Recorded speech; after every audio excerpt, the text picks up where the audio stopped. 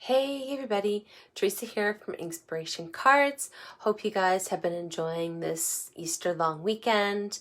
We've been doing a lot of crafting and cleaning and all kinds of stuff this weekend, so it's been a busy weekend for us. So tonight I thought I would share a couple of alternatives featuring the stencils that came with the March Paper Pumpkin Kit, the Here's to You kit. I have a couple I'm going to share from my online Paper Pumpkin class that just happened this past weekend.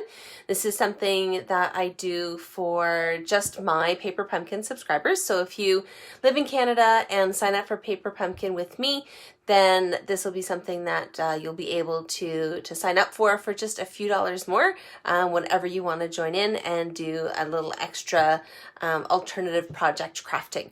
So I'm going to flip this around and let's get started. Okay. All right, so here is this month's box. And so this month, if you missed my unboxing from last week, this month we get a Calypso Coral Stampin' Spot. And here is the stamp set for this month's kit. So a lot of nice phrases and then a few images to go along with it.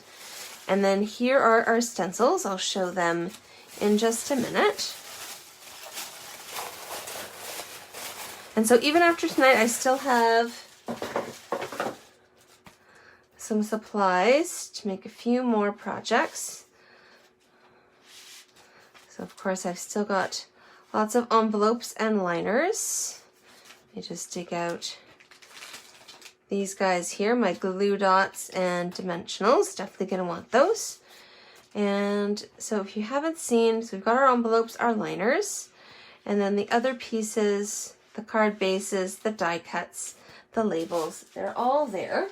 So you can check out my Facebook Live last week if you want to see that in detail, or I've posted that to my YouTube channel, so you can also check it out there. So I'm just going to dig out my dimensionals and my linen thread. Oh, looks like I'll have to go digging for some glue dots if I need them. That's okay. All right, so here is the pack of stencils that came with the March Paper Pumpkin Kit to help celebrate the 8th or 9th birthday. I'm trying to remember. So we have a sunburst image, we have a mountain range image for our stencils, and we also have some clouds and some stars. So these are the two I'm going to use for my cards tonight, but I will show you some alternatives that I used with the other stencils as well. So before we get to, actually no, let's just dive right in and I'll show the other alternatives once we're done. So for this first card, what I've done is I took a piece of Seaside Spray cardstock, and as well as a piece of basic white. And then from the kit itself, this is one of our die cuts. And then this is just, I already had cut a petal pink card base in half. And so I just trimmed it down a little bit more to go with this card here.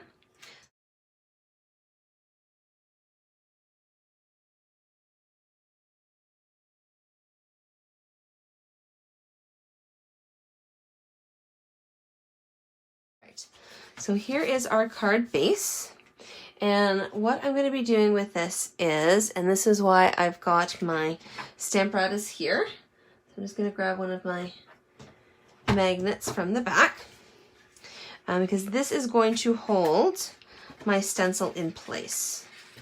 So with some of the stencils, if you want to use, you can use tape. I'm actually going to use my Stamparatus.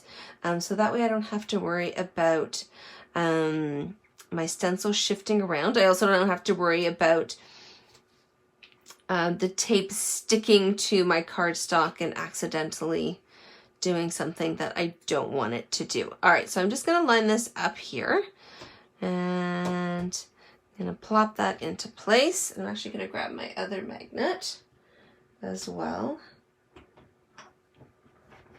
There we go. So we got both sides down here. And what I'm going to do to get my stencil inked up is I'm going to use a piece of Stampin' Sponge. And so this is from the Stampin' Sponge that came in the March kit as well. You can check out what to do with your little bits in a YouTube video that I just posted this past weekend. I tend to cut mine into 8 pieces, and then that way I don't have to worry about washing and drying my sponges. I can just have 8 pieces from one Stampin' Sponge, and then I can just designate them with specific colors. So for this, I'm going to use my Craft White. And so to get some ink on my sponge, I'm just gonna rub that onto my ink pad in a nice circular motion like that. Here we go. And then same idea. So I'm gonna start a little bit off where I want it, just to make sure that I get a nice even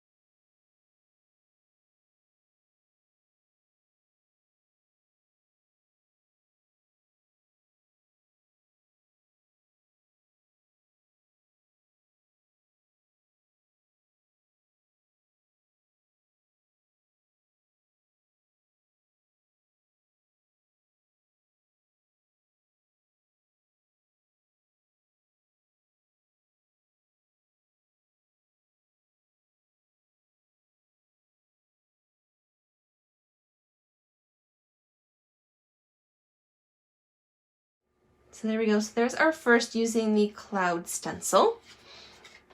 The other card that I'm going to show is going to be using the stars. So I'm actually using a couple of pieces of Midnight Muse.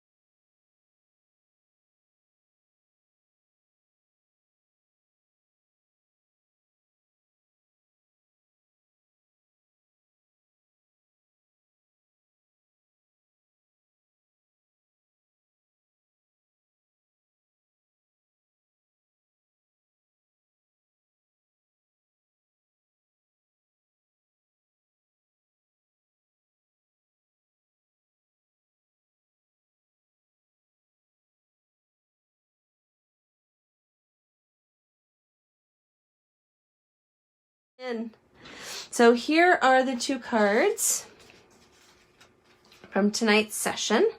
I'm also going to share it. So I did one other card with the star stencil and the Midnight Muse. So just to give a little more pop, I actually used silver embossing powder on this one. So when instead of using my sponge on my Versamark pad, so that way I didn't have to worry about sponges sticking to my Versamark, I actually took the Versamark ink pad and put it onto the stencil. It did take a fair bit of pressure and a couple of coats, but look at the stars came out really nicely. And that's just with some silver embossing powder. And again, the Versamark pad, I just stamped the pad right onto the stencil and the cardstock. And then once I pulled that up, just sprinkle on your embossing powder, give that a heat with your heat tool, and there you go.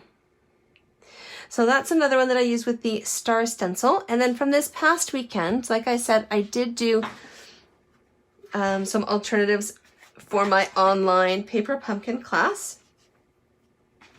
So here's one using the cloud stencil. This time I just did a little bit at the top instead of filling them in completely like I did on this one here. Okay, and just used part of one of the liners and a few of the other pieces for this card. And then I also used the Starburst or Sunburst stencil just to do something similar to kind of what we were doing here. So just popping up the stenciled piece with a little bit of a phrase. And then the other piece, so the Mountain Range stencil I used on this mini slimline card here. So just had to do it twice on that same piece because it is rather long. And then just used a couple of the die cut pieces for the front of my scenic picture here. So I hope you enjoyed these cards. If you have any questions about Paper Pumpkin or Stampin' Up! Or anything like that, just drop it in the comments, or you can send me an email at inspirationwiththeresa@gmail.com.